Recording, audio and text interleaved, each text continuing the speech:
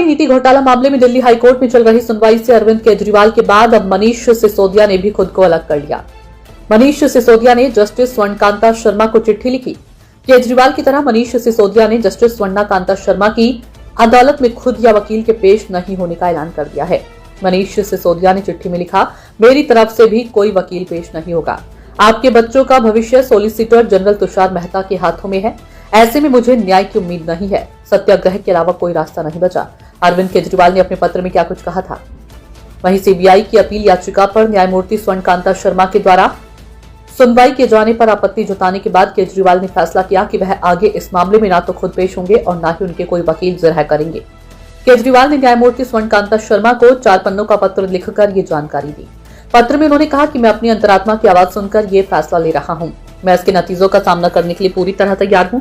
हो सकता है कि इससे मेरी कानूनी हितों को नुकसान पहुंचे, लेकिन मैं इसके लिए तैयार हूं। केजरीवाल ने स्पष्ट किया कि वे न्यायमूर्ति शर्मा के फैसले के खिलाफ सुप्रीम कोर्ट जाने का अपना अधिकार सुरक्षित रखते हैं। उन्होंने लिखा, अपने पत्र में अदालत में बहस के दौरान दी गई दलील दोहराते हुए कहा कि न्याय न केवल होना चाहिए बल्कि होता हुआ दिखना भी चाहिए। गांधी के सत्याग्रह का हवाला। पत्र में केजरीवाल ने महात्मा गांधी के सत्याग्रह के सिद्धांत का हवाला दिया और कहा कि यह फैसला केवल इस मामले तक सीमित है। उन्होंने न्यायमूर्ति सुजॉय पोल और न्यायमूर्ति अतुल श्रीधरन के उदाहरण दिए, जिन्होंने अपने परिवार के सदस्यों की वकालत करने के कारण हाईकोर्ट से स्थानांतरण की मांग की थी। केजरीवाल ने लिखा कि न्यायमूर्ति शर्मा की टिप्पणियों से उनकी अर्जी को न्यायिक और संस्थागत अपमान के रूप में लिया गया, जिसके बाद निष्पक्ष सुनवाई की उम्मीद नहीं रह गई है। यह है मामला।